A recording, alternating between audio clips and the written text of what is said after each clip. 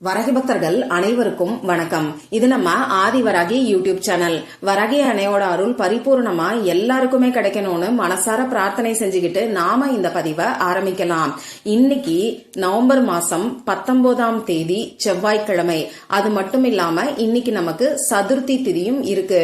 இப்படிப்பட்ட அற்புதமான நாள்ல இப்ப நான் சொல்ல போற மந்திரத்தை மட்டும் நீங்க சொன்னாலே போதும். இன்னைக்கு நைட்டுக்குள்ள முழு நம்பிக்கையோட இந்த மந்திரத்தை நீங்க சொல்லும் போது நிச்சயமா உங்களுக்கு இருக்கக்கூடிய தீராத கடன் பிரச்சனையும் தீரும்னே சொல்லலாம். ₹1 கூட கடன் மிச்சமில்லாத அளவுக்கு முழுமையா அடையும்.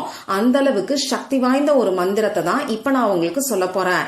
இன்னும் சொல்ல போனா கடன் இல்லாம வாழக்கூடிய பாக்கியம் பெற்றவங்களால மட்டும்தான் இந்த மந்திரத்தை சொல்ல முடியும். இது என்ன மந்திரம், யாரெல்லாம் சொல்லலாம், எந்த நேரத்துல சொல்லணும்னு இப்ப நாம தெரிஞ்சுக்கலாம். இன்னைக்கு நமக்கு செவ்வாய்க்கிழமை. அது மட்டும் இல்லாம இன்னைக்கு நமக்கு சங்கடகர சதுர்த்தியும் இருக்கு.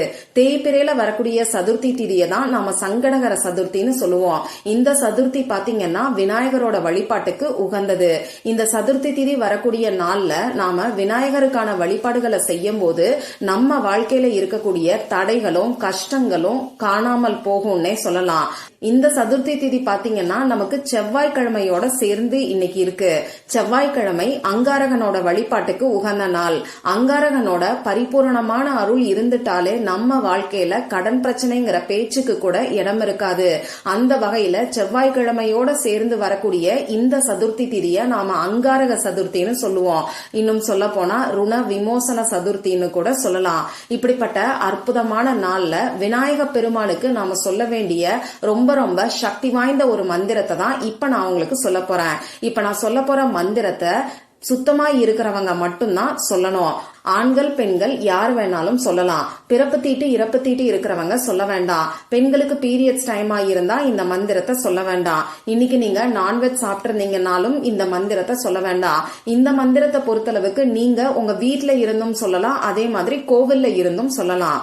இந்த மந்திரத்தை இன்னைக்கு சொல்ல முடியாதவங்க வேற எப்பெல்லாம் சொல்லலாம்னு பாத்தீங்கன்னா ஒவ்வொரு மாசமும் வரக்கூடிய தேய்பிறை சதுர்த்தி திதி இருக்கக்கூடிய நாள்ல இந்த மந்திரத்தை நீங்க சொல்லலாம். அதுலயும் இந்த தேய்பிறை சதுர்த்தி திதி இருக்கக்கூடிய நாள்ல இந்த மந்திரத்தை நீங்க சொல்ல ஆரம்பிச்சு தினமுமே கூட இந்த மந்திரத்தை சொல்லலாம். டெய்லியும் காலையில எந்திரிச்சு குளிச்சு முடிச்சோன்னா இந்த மந்திரத்தை சொல்லிட்டீங்கன்னா அடுத்தடுத்து நீங்க நான்வெஜ் சாப்பிட்றவங்களா இருந்தீங்கன்னா கூட தாராளமா நான்வெஜ் சாப்பிடலாம். அதனால தினமும் இந்த மந்திரத்தை சொல்றதுக்கு பாருங்க. தீர்க்கவே முடியாத கடன் பிரச்சனையில சிக்கி தவிச்சுக்கிட்டு இருக்கிறவங்க இன்னைக்கு நிறைய பேரு. ஒரு கடனை அடைக்கிறதுக்கு இன்னொரு கடன் வாங்க வேண்டிய சூழ்நிலையும் இன்னைக்கு நிறைய பேருக்கு இருக்கதான் செய்யுது. இந்த கடன் பிரச்சனையினால நிம்மதியா தூங்க முடியாம சாப்பிட முடியாம தவிக்கிறவங்களும் இன்னைக்கு நிறைய பேரு. இப்படி இருக்கிறவங்க தவறாம இந்த நாளை பயன்படுத்திக்கோங்க. இந்த செவ்வாய்க்கிழமையோட சேர்ந்து இருக்கக்கூடிய அங்காரக சதுர்த்தி நாள்ல துவரம்பருப்புல இதை மட்டும் நீங்க மறைச்சு வச்சாலே போதும். பணவரவு பட்டைய கிளப்பும். உங்களுக்கு இருக்கக்கூடிய ₹1,00,00,000 கடன் பிரச்சனையும் தீரும்னு சொல்லி ஏற்கனவே நம்ம சேனல்ல ஒரு வீடியோ நான் உங்களுக்கு கொடுத்திருக்கேன். அந்த வீடியோல சொல்லியிருக்கக்கூடிய பரிகாரம் பூஜை இல்லாத வழிபாடு இல்லாத பரிகாரம்.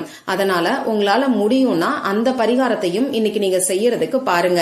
அந்த வீடியோவோட லிங்க் இந்த வீடியோவோட எண்ட் ஸ்கிரீன்லயும் மேல ஐகார்ட்லயும் நான் உங்களுக்காக கொடுக்கறேன். விருப்பம் இருக்கிறவங்க செக் பண்ணி பாருங்க.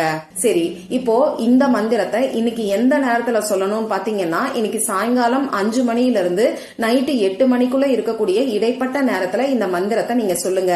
இந்த மந்திரத்தை நீங்க சொல்றதுக்கு தேவையான பொருட்கள் என்னன்னு பாத்தீங்கன்னா எந்த ஒரு பொருளும் நமக்கு தேவை கிடையாது. முழு நம்பிக்கையோட அந்த விநாயக பெருமான நம்பி இந்த மந்திரத்தை மட்டும் நீங்க சொன்னாலே போதுமானது.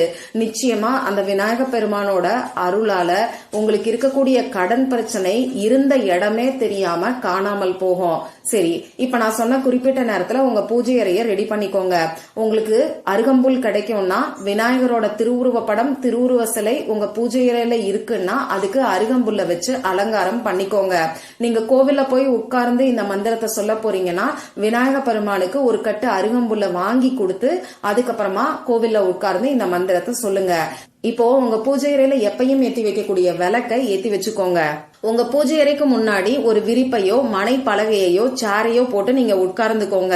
கோவில்ல உட்கார்ந்து இந்த மந்திரத்தை சொல்ல போறீங்கன்னா விரிப்பு விரிக்கணுங்கிற அவசியம் கிடையாது. இப்படி உட்கார்ந்ததுக்கு அப்புறமா உங்க குலதெய்வத்துக்கிட்டையும் விநாயக பெருமான் கிட்டையும் மனசு உருகி பிரார்த்தனை செஞ்சுக்கோங்க.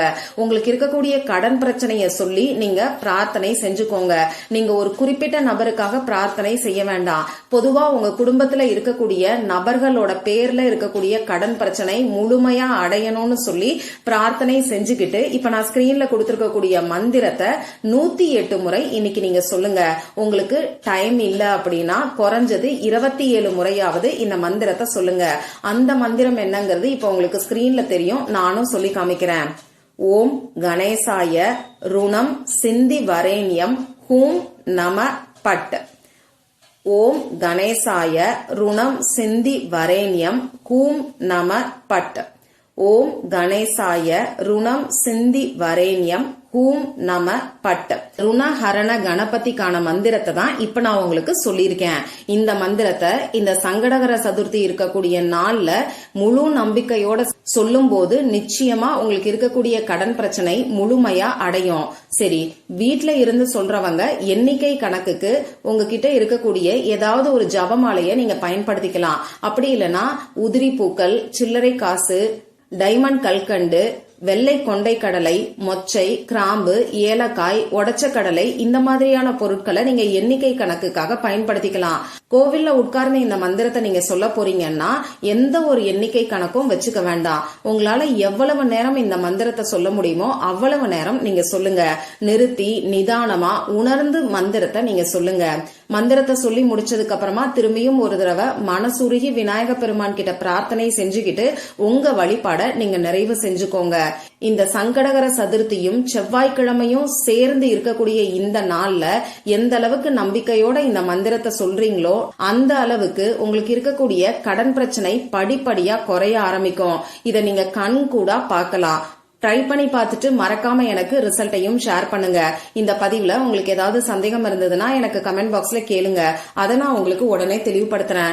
இந்த பதிவு உங்களுக்கு பிடிச்சிருந்தா லைக் பண்ணிட்டு உங்க ஃப்ரெண்ட்ஸ் அண்ட் ஃபேமிலி கூட ஷேர் பண்ணுங்க. இந்த மாதிரி அந்தந்த நாளுக்கும் நேரத்துக்கும் திதிக்கும் உரிய வழிபாடுகளையும் பரிகாரங்களையும் நீங்க மிஸ் பண்ணாம தெரிஞ்சுக்கிறதுக்கு நம்ம சேனலை மறக்காம சப்ஸ்கிரைப் பண்ணிட்டு பக்கத்துல இருக்கக்கூடிய பெல் ஐகானையும் பிரஸ் பண்ணிக்கோங்க. மற்றும் ஒரு பயனுள்ள பதிவுல நாம சந்திக்கலாம். நன்றி.